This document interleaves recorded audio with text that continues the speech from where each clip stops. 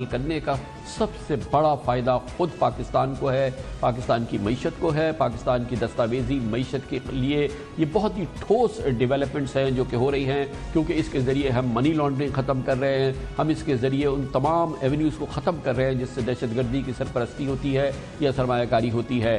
हर लिहाज से पाकिस्तान दुनिया को ये मैसेज दे रहा है कि हम अपने इस अज़म में मुसम्मम हैं कि हम हर सूरत में किसी सूरत में पाकिस्तान को गैर दस्तावेज़ी मईशत का हिस्सा नहीं बनने देंगे। मनी लॉन्ड्रिंग, हवाला, हुंडी हमारे यहाँ मईशत से हम खारिज कर रहे हैं और इसके अलावा दहशतगर्दी की हर तरह से हम बेखनी करने के लिए मुसम्मम इरादा कर चुके हैं।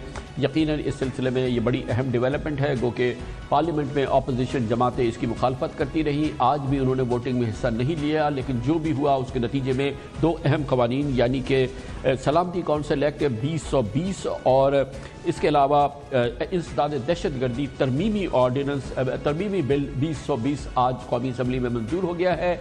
लेकिन म्यूचुअल असिस्टेंस के हवाले से जो बिल है वो कौमी असम्बली से पहले ही मंजूर हो चुका है और अब ये तमाम मामला कल इसके लिए मुश्तरका इजलास होगा पार्लियामेंट का। और शायद इसकी वजह यह है कि सेनेट में पाकिस्तान तहरीक इंसाफ की अक्सरियत नहीं है, वहाँ अपोजिशन की अक्सरियत है, लेकिन जब मुश्तरका इजलास होगा तो ये तीनों बिल वहाँ पर आसानी से मंजूर भी हो जाएंगे। बहुत ही खुशगवार पाकिस्तान के लिए बहुत पॉजिटिव डेवलपमेंट रही, गो कि आज इस मौके पर कौमी असम्बली में जमहूरी जो अंदाज़ होता है उसके ऐन मुताबिक अपोजिशन ने खूब हंगामा आराई की।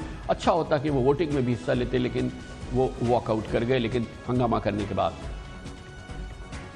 The bill further to amend the entire Terrorism Act 1997, the entire Terrorism Act Amendment Bill 2020 be passed. All those in favor say aye. All those say no. I think I sent Secretary the motion is adopted. The bill is passed. The United Nations Security Council Act 1948. Now I put the motion to the House. It has been moved that Bill 2020 be passed. the United Nations Security Council Amendment 2020 be passed. All those in favor say aye. All those say no. I think I say it consequently the motion is adopted and the bill is passed. Pakistan को इस हवाले से FATF को अपने जो उसने action plan पे अमल दरामद किया है यानी कि कानून साजी करनी है, उसकी अमल दरामद रिपोर्ट 6 अगस्त से पहले एशिया पैसिफिक ग्रुप में जमा करानी है, जबकि कानून साजी को मुकम्मल करने की आखिरी तारीख 15 अगस्त है। अक्टूबर में FATF का इजलास होगा पेरिस में, जहाँ पर पाकिस्तान का केस पेश होगा और हर लिहाज से पाकिस्तान ने बहुत ही पॉजिटिव डेवलपमेंट की है। अल्लाह करेगा जिस अंदाज से पाकिस्तान ने FATF के एक्शन प्लान पर अमल दरामद किया है, पाकिस्तान इंशाल्लाह ग्रे लिस्ट से भी निकल सकता है। यह आपको याद दिलाना ज़रूरी है कि पाकिस्तान को FATF की ग्रे लिस्ट में गुज़िश्ता हुकूमत यानी पाकिस्तान मुस्लिम लीग नून की हुकूमत में जून 2018 में शामिल किया गया था। और इस प्रोग्राम में भी कल हमने शाहिद खाकाल अब्बासी साहब से भी दरख्वास्त की थी, क्योंकि ये कौमी सलामती का मामला है, ये पाकिस्तान की साख का मामला है, पाकिस्तान के इमेज का मामला है। और क्योंकि जब आप वज़ीर आज़म थे पाकिस्तान को ग्रे लिस्ट में शामिल किया गया था, इस बिल की खुदारा हिमायत करे, लेकिन उनके ज़ाहिर जवाबात थे जो कि उनकी अपनी सियासी सोच और उनकी पार्टी पोजीशन के हवाले से थे। मगर आज की इस खुशगवार डेवलपमेंट पर बात करेंगे। बहुत ही मेहनत से काम किया है, हुकूमत का केस भरपूर अंदाज में लड़ा, पाकिस्तान के वज़ीर ख़ारजा और पाकिस्तान तहरीक इंसाफ के चोटी के रहनुमा जनाब मखदूम शाह महमूद कुरैशी हमारे साथ मौजूद हैं। बहुत बहुत शुक्रिया मखदूम साहब। बताइएगा, ये बड़ी ही पॉजिटिव आज माशाल्लाह डेवलपमेंट हो गई है, कल ये कानून में बाकायदा मंजूर भी हो जाएगा। दुनिया को और FATF का पैगाम दे रहे हैं कि जो हम कह रहे हैं उस पर अमल कर रहे हैं, अब खुदारा हमें ग्रे लिस्ट से फारिग किया जाए। खान साहब, आपने दुरुस्त कहा कि पाकिस्तान की मौजूदा हुकूमत के मार्ज़ वजूद में आने से पहले पाकिस्तान ग्रे लिस्ट पे जा चुका था। जून 2018 में हमारी हुकूमत अभी नहीं आई थी। अब हमारा ये कोशिश रही है पहले दिन से, जब से हम हुकूमत में आए हैं, कि हमें ग्रे लिस्ट से निकलना चाहिए और भारत की कोशिश रही है कि हमें वो ब्लैक लिस्ट पे धकेलना चाहते थे। ब्लैक लिस्ट अगर हम उसमें आ जाएं तो उसके जो भयानक और मनफी असरात हमारी मईशत पर, हमारी ट्रेड पर, हमारी इन्वेस्टमेंट्स पर, हमारे ट्रैवल रिस्ट्रिक्शन आ सकती हैं और उसका बड़ा नेगेटिव इम्पैक्ट होगा माशी पाकिस्तान के लिए। हम उससे बचना चाहते हैं, भारत हमें धकेलना चाहता है। हमारी हुकूमत ने अमली इक़दाम उठाए, एडमिनिस्ट्रेटिव एक्शन लिया, दहशत गर्दी के खिलाफ हमारी अफवाज ने जो कोशिश की दुनिया के सामने है और दुनिया ने इतराफ करना शुरू कर दिया कि हाँ, अब सोच बदल चुकी है और पाकिस्तान की ये हुकूमत संजीदा है और फैकत पे आगे बढ़ना चाहती है। उन्होंने एतराफ भी किया, जो आखिरी मीटिंग पेरिस में ही उन्होंने कहा ہم اعتراف کرتے ہیں، لیکن کچھ قانونی تقاضے ہیں جو آپ کو مزید پورے کرنے ہوں گے. ہم نے ان کا احاطہ کیا اور اس نتیجے پہ پہنچے کہ 11 کے لگ بھگ مزید قوانین ہیں جن پہ لیجسلیشن درکار ہے. ان میں سے 3 ایسے ہیں جو ٹائم بارڈ ہیں اور ہمیں اس پر بل فور لیجسلیشن کرنی چاہیے. اس میں جیسے آپ نے کہا اینٹی ٹیررزم ایکٹ 2020 ہے، جس میں UN اپنا سیکورٹی کاؤنسل کا 1948 کا جو تقاضا ہے اس کو پورا کرنا ہے، اور میوچل لیگل اسسٹنس 2 آج اسمبلی سے پاس ہو چکے، نیشنل اسمبلی سے، اور ایک نیشنل اسمبلی پہلے ہی پاس کر چکی ہے. تو نیشنل اسمبلی نے تو تینوں بل پاس کر دیے، اب سینٹ پہ ہے. کل صبح 11 بجے سینٹ کا اجلاس ہے، اور میں ایک مرتبہ پھر تمام معزز سینیٹر سے گزارش کروں گا، پاکستان کے ناطے، پاکستان کے لیے، حکومت کے لیے نہیں، پی ٹی آئی کے لیے نہیں، یہ آپ نے ووٹ دینا ہے پاکستان کے لیے. چنانچہ اپنا ووٹ مثبت طریقے سے ان بلز کے لیے دیجیے. مخدوم صاحب کل تو جو رپورٹنگ ہوئی ہے اس میں تو کل یہ جوائنٹ سیشن ہوگا نا سینٹ کا، یہ جوائنٹ سیشن کی ضرورت پڑی ہے. خان صاحب جوائنٹ سیشن بھی ہوگا. پہلے جو 2 بل آج اسمبلی نے پاس کیے ہیں وہ ریفر ہوں گے اسٹینڈنگ کمیٹی سے ٹو دا سینٹ، سینٹ ان پہ ووٹ کرے گی، اور اس کے بعد جو جوائنٹ سیشن ہے وہ MLA میوچل لیگل اسسٹنس کا بل ہے اس پہ ووٹ کرے گی. ٹھیک ہے جی. تو کل 2 سیشن ہوں گے، ایک سینٹ کا ہوگا اور ایک جوائنٹ سیشن ہوگا. 11 بجے سیشن ہوگا سینٹ کا، اور پھر غالباً 2 بجے سیشن ہوگا، جوائنٹ سیشن ہوگا، جس میں نیشنل اسمبلی اور سینٹ دونوں ملیں گے. ہم تقاضا کر رہے ہیں. صاحب یہ بتائیے کہ اس میں بڑی بدمزگی رہی ہے، بڑی بدمزگی رہی، آج بھی بدمزگی رہی، کل بھی بہت بدمزگی رہی.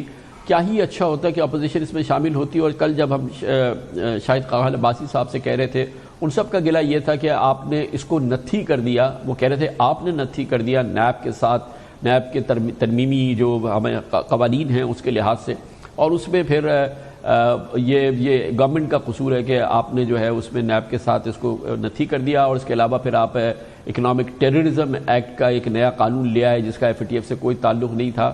گویا کہ اپوزیشن کا خیال یہ تھا کہ اس کو پیچیدہ بنانے میں حکومت کا قصور ہے. نہیں خان صاحب، حقیقت یہ ہے جو اکنامک ٹیررزم کا بل جو ہے ان پہ اعتراضات تھے، ہم نے وڈرا کر دیا، جواب آ گیا. جہاں تک ان 3 بلوں کا تعلق ہے، اس پہ تو ہمارا اتفاق رائے ہو چکا تھا. ہماری جو آپس میں مشاورت ہوتی رہی ہے FATF پر، ان کو کوئی اعتراض نہیں تھا. مسئلہ کہاں کھڑا ہوا؟ مسئلہ یہ کھڑا ہوا تب یہ ان کو خیال ہوا، محسوس ہوا کہ FATF کے اس بل کے لیجسلیشن میں ہم نیب کی لیجسلیشن بھی کروا جائیں. حکومت پھنسی ہوئی ہے، حکومت کو ٹائم کی بارڈ کیسز دکھائی دے رہے ہیں، اور وہ اس دباؤ میں آ کر نیب پہ کمپرومائز کر لیں گی. ہم نیب پہ گفتگو کرنے کے لیے تیار تھے، لیکن جو انہوں نے اپنا مسودہ دیا PDP اور نون نے، اس میں جو 34 ترامیم انہوں نے پیش کی ہیں، دیانتداری سے میں کہہ رہا ہوں اگر آپ ان پر عمل درآمد کر دیں تو نیب کا وجود ختم ہو جاتا ہے، اس ملک میں احتساب کا عمل دفن ہو جاتا ہے، اور یہ ملک کے مفاد بھی نہیں ہے. جہاں اصلاحات درکار ہے، نیب کی بہتری درکار ہے، ہم اس کے لیے بھی تیار ہیں، لیکن مشروط نہ کیجیے. ایک ہے نیشنل انٹرسٹ، ایک ہے پرسنل انٹرسٹ، دونوں میں تمیز کیجیے. ہم اپنے لیے نہیں کہہ رہے، ہم نیشنل انٹرسٹ کی بات کر رہے ہیں، اور جہاں تک پرسنل انٹرسٹ کا تعلق ہے، پرسنل پروٹیکشن کا تعلق ہے، اس کے لیے بھی ہم کہہ رہے ہیں دروازے کھلے ہیں. کل کی میٹنگ کا واک آؤٹ کس نے کیا؟ آج کون کہتا ہے ہم کمیونیکیشن کے لیے تیار نہیں ہیں؟ FATF کے بارے میں وہم و گمان کس نے پیدا کیا؟ کلبھوشن یادیو کا تقاضا کس نے کیا جس کا اس سے کوئی تعلق جڑتا ہی نہیں ہے؟ کل بلاول زرداری نے اس کا جب ذکر کیا تو شاید نہ سمجھی میں کیا. I think he was ill informed یا not properly briefed, اور انہوں نے تقاضا کیا. اور آج میں نے پریس کانفرنس میں سارا جواب دے دیا کہ یہ ہماری نہیں، یہ ICJ international court of justice کے تقاضے ہیں جو جن پر ہم نے کمپلائنس کرنی ہے، ایکسیس دینا ہے، فیئر ٹرائل، ریکنسیڈریشن کی تقاضا ان نے کیا ہے. مخدوم صاحب آج تو یہ ماشاءاللہ ابتدا ہو گئی، کل یہ انشاءاللہ قانون ہماری پارلیمنٹ سے منظور ہو جائے گا، اور یہ ایک بہت بڑی پیش رفت ہے. یہ فرمائیے گا کہ ہم کتنے قریب آ رہے ہیں اب کہ ہم FATF سے کہہ سکیں اور FATF خود جانچے क्या अब ज़रूरत نہیں ہے پاکستان کو گرے لسٹ میں رکھنے کی؟ ہمارا اس سے چھٹکارا ہو، ہم کتنی دور ہیں؟ میں سمجھتا ہوں کہ انشاءاللہ اگر یہ کل پاس ہو جاتے ہیں بل، ہم کو بھیج دیتے ہیں اور اے پی جی اپنی رپورٹ بھیجے گی پلینری کو، اور پلینری نے اس کو دیکھنا ہے۔ پلینری اس بات پر قائل ہو چکی ہے کہ حکومت پاکستان سنجیدہ ہے منی لانڈرنگ کے بارے میں اور ٹیررزم اور ٹیرر فائنینسنگ کے بارے میں، ہم بالکل سنجیدہ ہے، اس میں کوئی دو رائے نہیں ہے۔ میں سمجھتا ہوں اس کے بعد کوئی جواز نہیں اٹھتا، اور میری بہت سے وزرائے خارجہ سے بات ہوئی ہے اس پر کہ دیکھیں کہ پاکستان نے یہ اقدامات اٹھائے ہیں اور کبھی کسی ماضی میں حکومت نے ایسا نہیں کیا، آپ پاکستان کے لیے گنجائش پیدا کریں، اور وہ قائل ہیں۔ میں سمجھتا ہوں کہ ان اقدامات کے بعد اب پاکستان کو مزید گرے لسٹ پہ رہنے کا کوئی جواز نہیں رہے گا انشاءاللہ۔ اور یہ مخدوم صاحب ایک اہم سوال آپ سے پوچھنا ہے آج کے لحاظ سے، پارٹی کے اب سینئر وائس چیئرمین ہیں، کابینہ کے سینئر ترین ممبر ہیں، یہ فرمائیے گا کہ آج جو ڈیولپمنٹ ہوئی، آپ کے دو ساتھی ڈاکٹر تانیہ ادروس اور ڈاکٹر ظفر مرزا بہت ہی اسٹیبلشڈ انٹرنیشنل کریڈینشلز کے لوگ ہیں، آج ریزائن کر کے چلے گئے۔ پرائم منسٹر کے سورسز نے ہمیں بتایا کہ ان سے ریزائن لیا گیا اپیرنٹلی مس کانڈکٹ کی بنیاد پر۔ آپ کی کیا معلومات ہے تو لاس کیبنٹ کا، یہ بڑے اچھے سے لوگ تھے، بڑے ایکسپیرینس لوگ تھے جن کو کہ آج جنہوں نے آج استعفیٰ دیے؟ بالکل خان صاحب، دونوں تانیہ ادروس صاحبہ اور ڈاکٹر ظفر مرزا نے کنٹریبیوٹ کیا ہے اور انٹرنیشنل ریکگنیشن ہے اور پروفیشنلز ہیں اور پاکستان کے لیے کنٹریبیوٹ کیا اور کر سکتے ہیں۔ اب یہاں ہم نے اس گورنمنٹ نے اور اس پارٹی نے نئی روایات قائم کی ہیں، جیسے ہم نے کہا کہ اپنے ایسٹس اینڈ لائبلٹیز قوم کے سامنے رکھو، پہلے کبھی نہیں ہوتا تھا، یہ تقاضا ایک نیا سٹینڈرڈ ہم نے سیٹ کیا ہے۔ مثال کے طور پہ ہم نے کہا کہ کانفلکٹ آف انٹرسٹ جہاں آئے گا تو پھر آپ کو ایک طرف ہونا ہوگا۔ جہاں کانفلکٹ آف انٹرسٹ کی بات آئی تو وزیر اعظم نے تقاضا کیا کہ یہ اخلاقاً ہمارا فرض بنتا ہے کہ آپ اس عہدے سے علیحدگی اختیار کریں، اور انہوں نے بڑی خندہ پیشانی سے، فراخ دلی سے مستعفی ہوئے، اور اس کے بعد ان کا خط پڑھے، تانیہ بی بی کا خط پڑھے، انہوں نے کہا میں پھر بھی مجھے اعزاز دیا ملک کی خدمت کرنے کا، اور میں آئندہ بھی ہر کیپیسٹی میں، اپنی پرائیویٹ کیپیسٹی میں بھی ملک کی خدمت کرنے کے لیے تیار ہوں۔ یہ ایک اچھی روایت ہے جو تحریک انصاف کی حکومت ڈال رہی ہے، اور انشاءاللہ ان روایات کو آنے والی حکومتوں کو عمل یقیناً بہت اچھی روایت ہے، اور آبویسلی شوگر کمیشن کی رپورٹ اس کی سب سے بڑی گواہی ہے، جس کے نتیجے میں جہانگیر خان ترین صاحب کی عملاً سبکدوشی ہو چکی ہے پارٹی کے ساتھ۔ یہ بھی فرمائیے گا کہ یہ جاری عمل ہے نا، اور جتنے آپ کے اراکین ہیں جو کابینہ میں ہیں، جو مشیر ہیں، جو معاون خصوصی ہیں، جو کابینہ کے ممبر ہیں، پرائم منسٹر اچھی طرح سے چھان رہے ہیں نا کہ کسی اور کا بھی کانفلکٹ آف انٹرسٹ نہیں، کیونکہ ایک آدھ نام بہت پرومیننٹلی آتا رہا ہے۔ ہم یہی اسیوم کریں کہ اگر ان کے خلاف ایکشن نہیں ہوا ہے تو ابھی پرائم منسٹر کی تسلی ہے کہ کوئی مفادات کا ٹکراؤ یا کانفلکٹ آف انٹرسٹ نہیں ہے۔ دیکھیے، کانفلکٹ آف انٹرسٹ کا کیس آیا ندیم بابر صاحب کا، تو ان سے کہا گیا کہ کیونکہ پاور سیکٹر میں آپ کا انٹرسٹ ہے، آپ اس میں مہربانی کیجیے، اس میں نہ بیٹھے، اور انہوں نے والنٹرلی اگری کیا۔ یہ بھی ایک نئی روایت ہے، ماضی میں ایسا نہیں ہوتا تھا۔ آپ دیکھ رہے ہیں کہ شوگر کا معاملہ آیا، شفاف طریقے سے انکوائری کی گئی، فورینسک رپورٹ سامنے آئی، اور اب خطوط جاری ہو گئے اسٹیٹ بینک آف پاکستان کو، ایف آئی اے کو، ایف بی آر کو، کہ آپ اگلا قدم اٹھائیں اور باقاعدہ اس فورینسک رپورٹ کی جو چیزیں سامنے آئی ہیں ان کو عملی شکل دیں۔ یہ بہت بڑی بات ہے۔ آٹے کا مسئلہ آیا، کاگنیزنس دیا گیا۔